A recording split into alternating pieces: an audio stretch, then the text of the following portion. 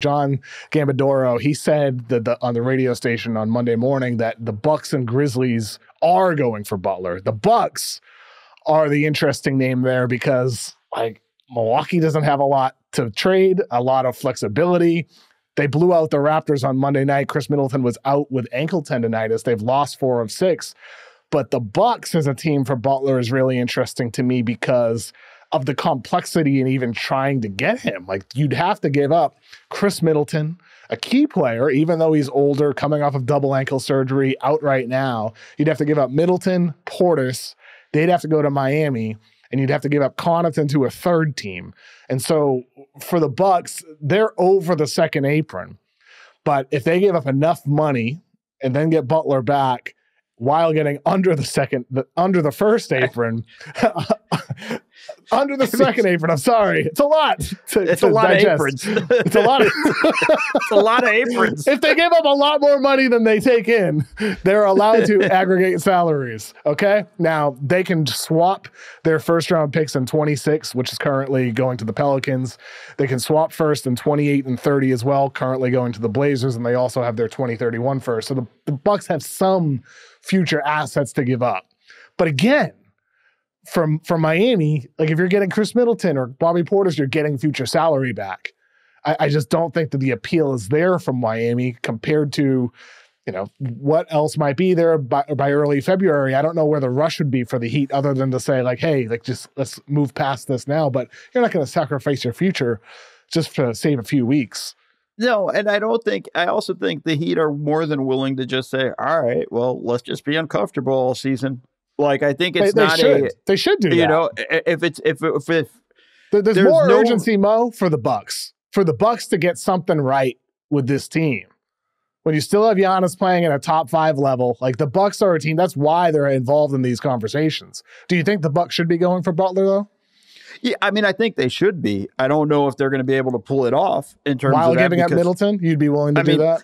I think at this point, you don't know what you're going to get from Middleton health wise and things like that. I know how important he is to their offense and the way he kind of sort of helps facilitate things for Dame and Giannis. But with the way Giannis is playing, I think I'd rather just get a guy like Jimmy who, he's going to have nice nights offensively, but you need the defense. Like just looking at their perimeter defense over the past few games, the skid that they're kind of on right now. Oh my God. They're getting torched on the perimeter.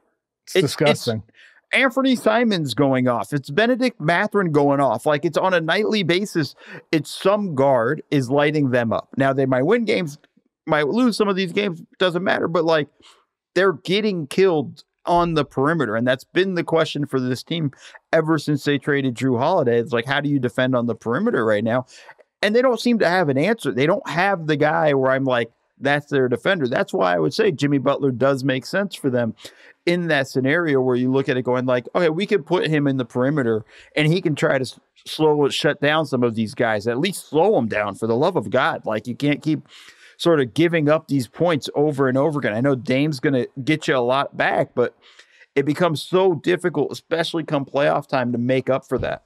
I mean, Dame's going to get you a lot back, but he's not getting you as much back as you thought you were trading for.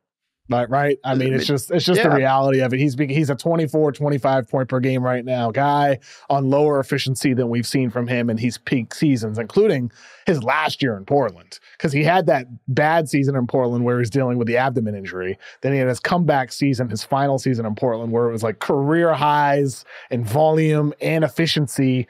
The Bucks thought they were trading for that guy. The Heat thought they were going for that guy.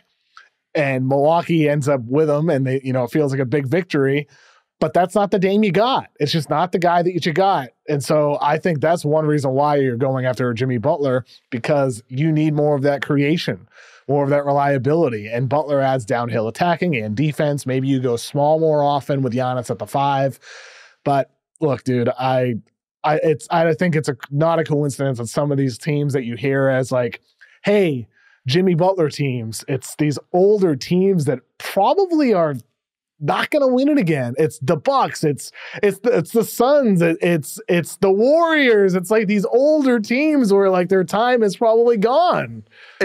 I think of it as a movie, whoever gets him has to do the movie montage of like one last job, right? Like it's along those lines of like, all right, we're in it for one more run, because that's basically what you're doing. Because I don't see a young team wanting to do this. Like Houston was talked about so much early on.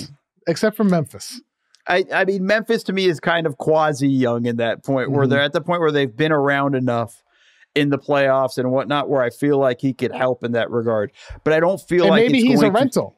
He could be a rental too. Like he could be like their Kawhi, where like go for it for a year or two and then maybe send him off. I don't think with Memphis it's the same as it would be for Houston. I agree. Like Houston's way younger.